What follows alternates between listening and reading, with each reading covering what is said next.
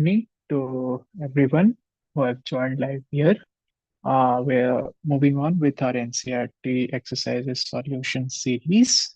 And now, today we are going to discuss the solutions to dual nature of radiation and matter, NCERT exercises. There are a total of 11 questions. And before starting, really brief introduction about NCERT exercises.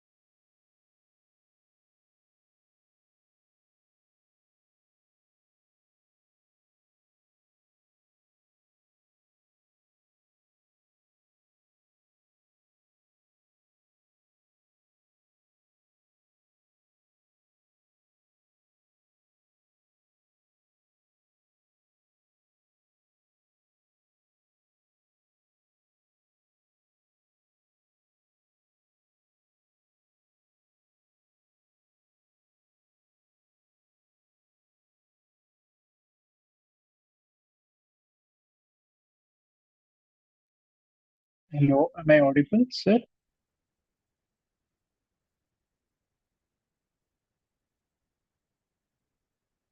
Yes. So I'll start from the beginning again.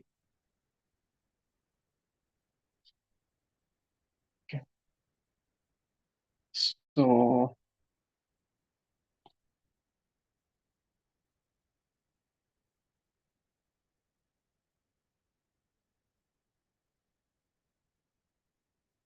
I hope my screen is visible to everyone.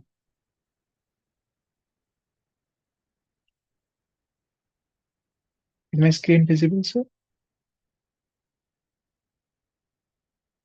Okay. All right. So great. Good evening, everyone. So we are today starting with NCRT solutions to exercises of dual nature of radiation and matter chapter. And I am Sashwat Mishra, a third year MBBS student at AIMS Raipur. Earlier, I was at IIT BHU Varanasi for engineering physics branch, of which I dropped out to pursue MBBS at TAIMS Raipur. So, without much ado, let's start with the session. The first question. Before I start, I want to clarify that if you guys have any question, you can type it live in the YouTube comment section. And after I finish with all the questions, I'll have a look over the section. And if you have any doubt, then I'll clarify it before ending the session. All right. So that's great. Let's get going with the first question. Find the maximum frequency and the minimum wavelength of X-rays produced by 30 kilovolt electrons. We have been said that the electrons have been accelerated through a potential difference of 30 kilovolts, right? Which is 3 into 10 raised power 4 volts. Okay. Hence the energy of the electrons will be 3 into 10 raised power 4 electron volts, right? And what is if we convert it, what is the charge on one electron is 1.6 into 10 raised power minus 19 coulombs, right? So this much energy, if we convert it into the SI unit, right? The energy. Okay. Now, let's say that the maximum frequency is mu, right? Okay. Maximum frequency means the maximum energy of electrons which are being emitted. Okay. And what can be the maximum energy? That is just the total energy through which it has been accelerated. Okay. Now we know the equation is E equals h nu, right? Which is the Planck's constant. And so from here we get the nu as E upon h, right? What is E? You this is in joules. Okay. So 3 into 10 4 into 1.6 into 10 raised power minus 19 upon h. Value of h is 6.626 into 10 raised power minus 34. Right. So if you solve this, you get the value as 7.24 into 10 raised power 18 hertz. All right. So this is the maximum frequency of electrons of the X-rays which are produced by these electrons. Okay. Now the second bit is asking about the minimum wavelength. Now see, maximum frequency or minimum wavelength, that means one in the same thing because you know E equals h nu equals hc upon lambda, right? So maximum frequency or minimum wavelength, that means both means the same thing, that is maximum energy, right? So the minimum wavelength will correspond to the maximum frequency. So if I write the equation as mu equals c upon lambda or lambda equals c upon nu, and here we know that the mu is the maximum frequency. So this lambda will be the minimum wavelength, all right? Which is now the value of c, which is 3 into 10 raised power 8 upon the value of nu, which we got earlier, this, which is equal to 4.14 into 10 raised power minus 11 meters, which is 0.04 nanometers. All right. So this is the minimum wavelength and this is the maximum frequency. It is the energy, the maximum energy. All right. Yes, pretty easy question to understand. So let's move on to the next question. Okay. The work function of cesium metal is 2.14 electron volts. When light of frequency 6 into 10 raised power 14 is incident on the metal surface, photo emission of electron occurs. What is the maximum kinetic energy of the emitted electrons? Let's first start with the first bit. Okay. Now, we know the Einstein's photoelectric relation, which is the kinetic energy, is the total energy which is incident, h nu minus the work function, isn't it? Or the energy that is required, which is absorbed first before emitting the electrons. That is the work function. Total energy incident upon the metal minus the work function, which gives the remaining energy, which is emitted as the kinetic energy, right? Okay. Now, this work function is constant, right? So when will be the maximum kinetic energy when all of this energy, the total energy, and this work function is utilized. Rest everything goes to the kinetic energy rather getting dissipated away. All right. So the maximum kinetic energy will be h nu minus the work function. Okay. So we can calculate here h is 6.626 into 10 raised power minus 34. Nu is given as 6 into 10 raised power 14 hertz minus, this is in electron volts, so we need to convert it into the SI unit. Okay, 2.14 into 1.6 into 10 raised power minus 19. Okay, so if you solve it, okay, and again convert it back into electron volts unit, you get it as 0.345 electron volts. This thing is in joules, okay? But if you convert your answer into electron volts, this is the answer. All right. Okay. So next, move on to the second bit, which is the stopping potential. If we denote the stopping potential by V naught, what is the stopping potential? The potential difference which has to be applied for the fastest electron to be just brought to rest. Okay, now which one will be the fastest electron?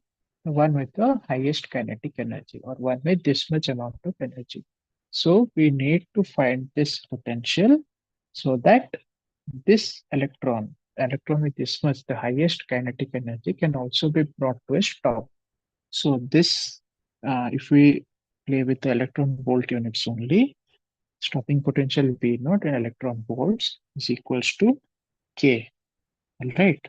So that implies V naught will be K upon E, 0.345 upon 1.6 into 10 raised power minus 19, which you get it as 0.345 volts. Okay. So this is the answer to this question. It is the stopping potential. Okay. Now the third bit is okay, this was in 0.35 electron volts, right? So you have to multiply here by 10 raised power minus 19. Okay, so this to this is cancelled and you are left with 0.345. Okay, now the third bit, maximum speed of the emitted photoelectrons. We know the maximum kinetic energy is over here. Okay, and half mass of electron into maximum speed square is K, which is 0.345 electron volts. Okay, so from there you can find the Vmax, which comes out to be 2K upon the mass of the electron square root. All right.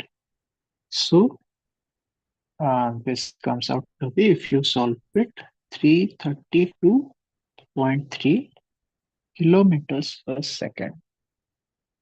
This is the maximum velocity of the emitted photoelectrons.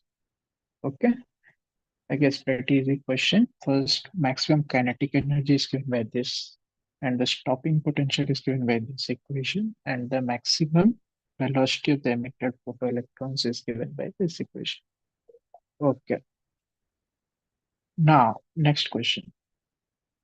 The third question. The photoelectric cutoff voltage in a certain experiment is 1.5 volts. or what is the cutoff voltage? That is the same as the stopping potential that we talked about earlier. Okay. What is the maximum kinetic energy of the photoelectrons emitted? Now, what is cutoff for the stopping potential? It will stop the electron with maximum kinetic energy. All right. So, if we need to find the maximum kinetic energy, we need to find the energy of the electron, which is accelerated through this much of potential difference, right? Pretty simple. Just the other way around of the second question, right? So here we have been given V naught is 1.5 volts and the maximum kinetic energy will be EV naught, right? Which is 1.6 into 10 raised power minus 19 into 1.5, which is 2.4 into 10 raised power minus 19 joules. Okay, this is the maximum kinetic energy of the emitted photoelectrons, right? Very simple question. Okay. Next, moving on to the fourth question. Monochromatic light of wavelength 632.8 nanometers is produced by a helium neon laser. The power emitted is 9.42 milliwatts. Find the energy and momentum of each photon in the light beam. Okay. So we have been given the wavelength, which is 632.8 nanometers, right? Okay. And the power is given as 9.42 milliwatts. Okay.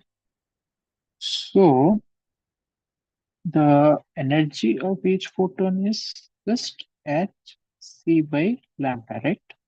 6.626 into 10 raised power minus 34 into 3 into 10 raised power 8 upon lambda, which is what is lambda? 632.8 into 10 raised power minus 9, which is 3.141 into 10 raised power minus 19 joules.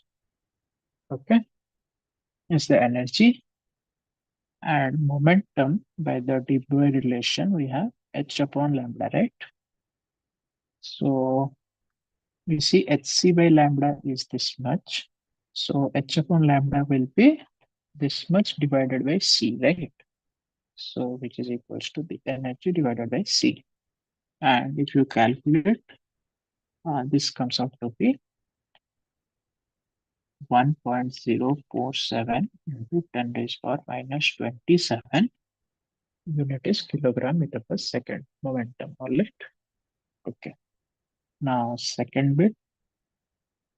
How many photons per second on an average arrive at a target irradiated by this beam? Assume the beam to have uniform cross section, which is less than the target area. Okay. Now, power is n times E. All right, you know this relation, the power, which is the number of photons times the energy, all right? The number of photons per second, okay? The rate of the arrival of photons into the energy of each photon. That implies you are finding this n, which is P upon E, right? P is 9.42 into 10 raised power minus 3 divided by E. E is 3.141 into 10 raised power minus 19.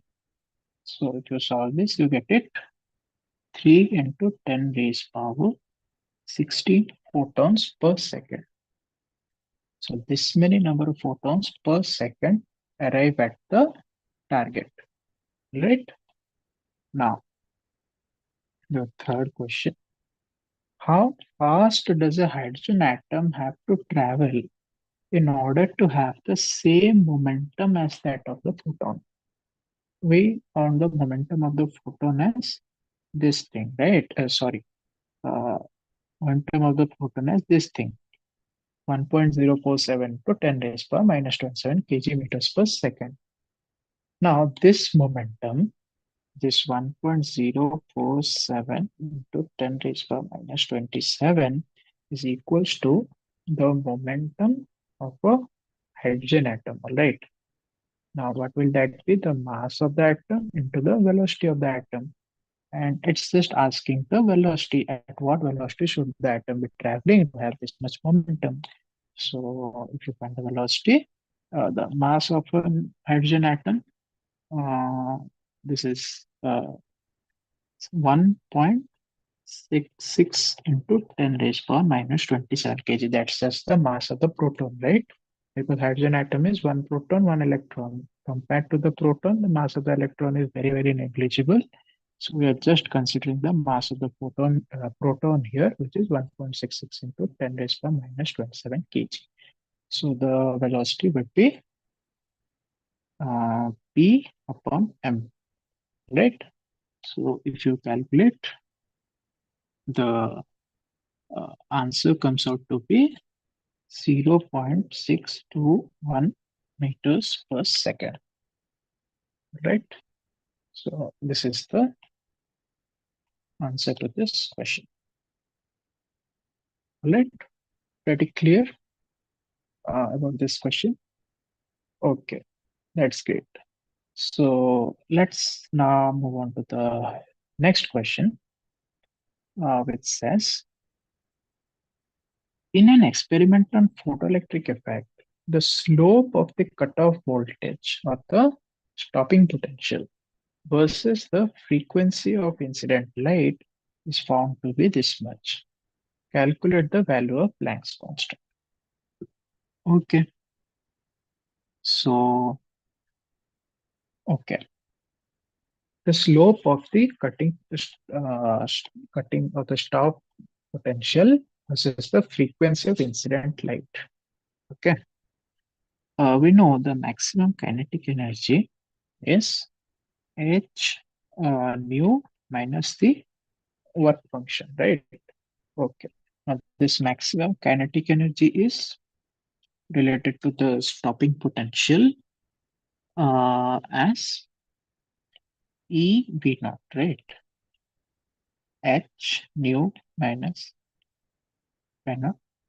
That implies the stopping potential is H upon E nu minus V naught by E, right? So,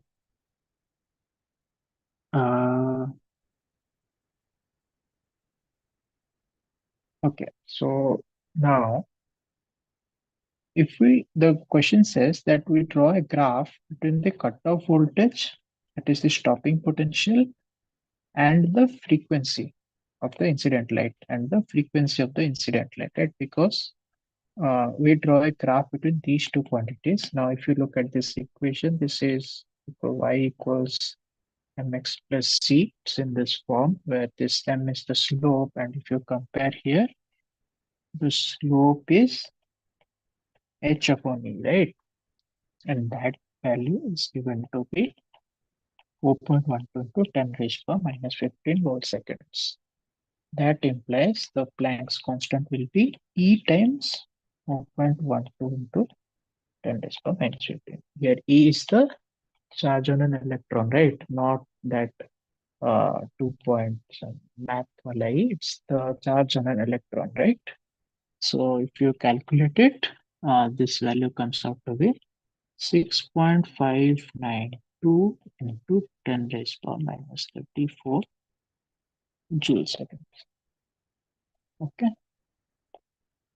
This is actual, not the Planck's constant. Actual Planck's constant is 6.626, right? But based on the above data, we find out this.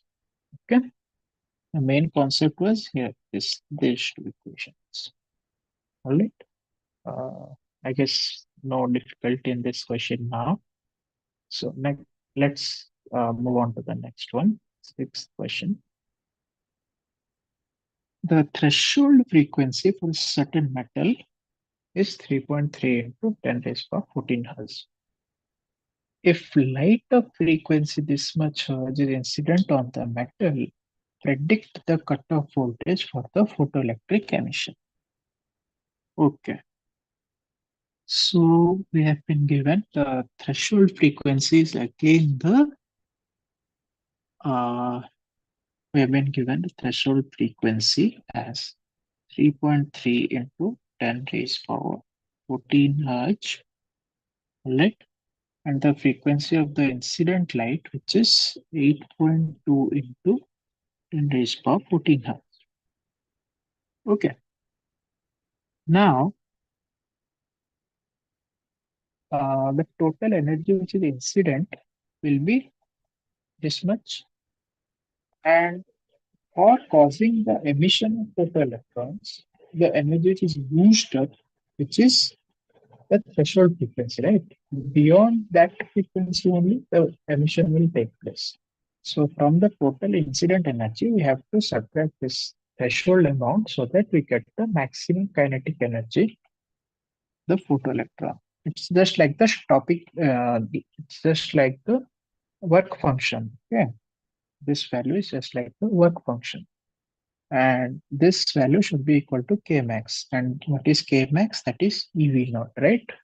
So that implies H into mu minus mu naught is EV naught. So V naught is H into mu minus mu naught by E. All right. We know every value. So from here, the stopping potential comes out to be, uh, let's put on the value first, 6.626 into 10 raised power minus 34 into the difference between these two, right? 8.2 minus 3.3, which is 0.9. 0.9 into 10 raised power 14 upon E. What is E? 1.6 into 10 raised power minus 19. So that implies your stopping potential comes out to be 2.0291 volts. This is the answer to this question. All right, I guess an easy question, no confusion over here. All right, so let's move on to the next question. The work function of a certain metal is 4.2 electron volts. Will this metal give photoelectric emission for incident radiation of wavelength 330 nanometers? So the concept here is that there will be photoelectric emission if this energy of this wavelength exceeds uh, exceeds the work function of the given matter. All right. So the energy of the incident photon will be hc upon lambda, which is 6.626 into 10 raised power minus 34, 3 into 10 raised power 8. And what is lambda? 330 nanometers. All right. So this comes out to be 6 into 10 raised power minus 19 joules, which is 3.76 electron volts. But we have been given that the work function is only 4.2. So this is less than the work function. So because the incident energy is less than the work function, there is no photoelectric emission. All right. With the answer, I guess it's pretty clear to everyone. Okay. So moving on to the next question. Light of frequency 7.21 into 10 raised power 14 Hz is incident on a metal surface. Electrons with a maximum speed of 6 into 10 raised power 5 meters per second are ejected from the surface. What is the threshold frequency for the photo emission? So threshold frequency means we need to first find the work function. From that, we can find the threshold frequency, right? So the incident energy is h nu, okay, and the maximum kinetic energy is half mass of electron into v, the maximum velocity squared, right? Half mv squared. So h nu equals half mv square half m max square minus the uh, work function, right? The work function is Planck's constant into the threshold frequency, right? So here we know this value of mu, which is 7 point, uh, oh, okay, I'm sorry, I wrote the equation wrong. The maximum kinetic energy, that is K max, is equals to the incident energy minus the work function, right? So half ME V max square is the incident energy, that is H nu minus H nu naught, right? So we know this mass of electron, we know this maximum velocity, which is given 6 into 10 raised power 5. We know this mu, which is 7.21 into 10 raised power 14. So we just need to find this mu naught. So if you put all the values, the mu naught comes out to be uh, 4.738 into 10 raised to the power 14 hertz. So this is the threshold frequency for the photoelectrons. All right, the value of H is 6.626 into 10 raised power minus 34. Okay. And the mass of the electron, everyone knows, 9.1 into 10 raised power minus 31. Okay. 9.1 into 10 raised power minus 31. Okay. So I guess that's pretty clear to everyone. All right. So let's move on to the next question. Light of wavelength 488 nanometers is produced by an argon laser, which is used in the photoelectric effect. When light from this spectral line is incident on the emitter, the stopping potential is this much. Find the work function of the material from which the emitter is made. Okay, we have been given the incident energy. Okay, K max is H C upon lambda minus phi naught, and the maximum kinetic energy is E times the stopping potential, right? So from here, now the value of H is 6.626 into 10 raised power minus 34. Value of C, 3 into 10 raised power 8. This lambda is given 488 nanometers, right? This is the value of lambda. E we know 1.6 into 10 raised power minus 19. Then the stopping potential is given 0.38 volts. And if we put all these values, we just need to find the work function, right? So if you solve, the work function comes out to be 2.16 electron volts. All right. This is the answer to this question. Next, moving on to the 10th question. What is the de Broglie wavelength of a bullet of mass this much kg traveling at a speed of 1 kilometers per second? Okay. Okay. So we have been given the mass of the bullet and the speed of the bullet, and we are being asked the de Broglie wavelength, right? So the de Broglie wavelength, as we know, is given by this relation, lambda equals h upon mb, right? Where h is the Planck's constant, m is the mass, and b is the velocity, right? So here you put m is 0.04 kgs, velocity is 1 into 10 raised to power 3, right? Meters per second. H is 6.626 into 10 raised to power minus 30. 0.84. Okay. So if you put all these values here, you get this lambda is equals to 1.65 into 10 raised to minus 35 meters, right? You can see how small is the wavelength. That's why in real life, we can't appreciate the wavelength nature of everyday particles around us. All right. Okay. Now, the second question. Ball of mass this much kg moving at a speed of this. Again, lambda is h upon mv. Here you have m is 0.06 kg. V is 1 meters per second. So here, if you put these values, h you know, this value comes out to be 1.1 into 10 raised to minus 32 meters. All right. Third bit, a dust particle of mass this much drifting with a speed 2.2 meter per second.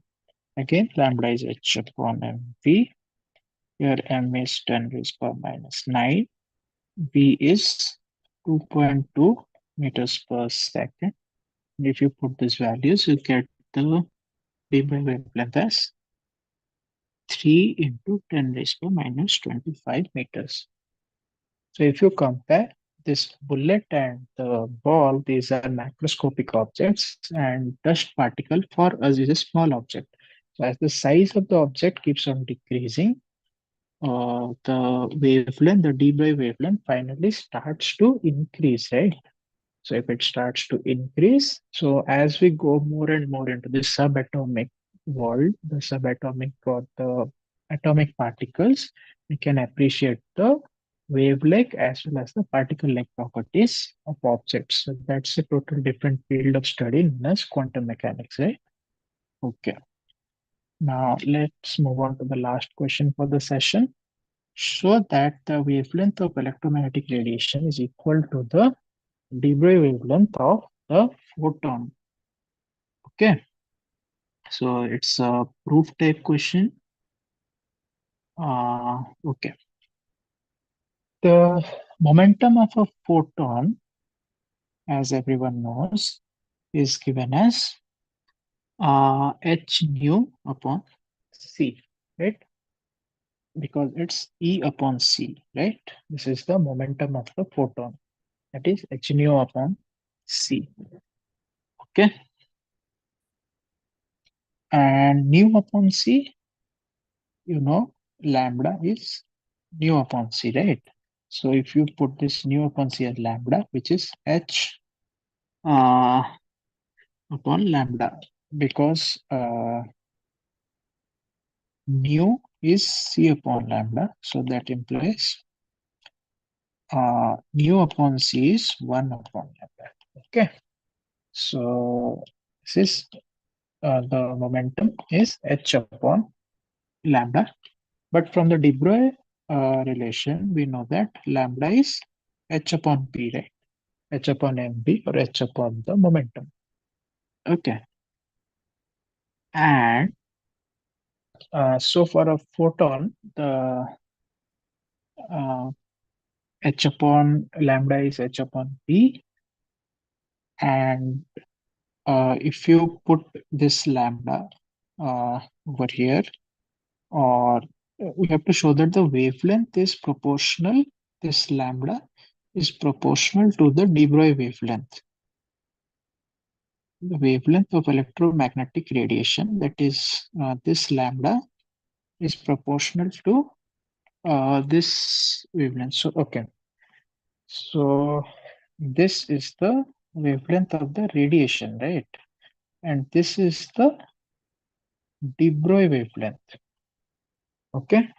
So, if you put the value of P over here, it will be H upon lambda of the electromagnetic radiation, which is lambda of the electromagnetic radiation. Okay. So the de Broglie wavelength and the wavelength of the electromagnetic radiation is equal, right? So the de Broglie wavelength is equal to the electromagnetic wavelength of the radiation, hence 2. Okay, all right. So I guess the session has been informative, and thank you all for your patient hearing. Can I end the session now?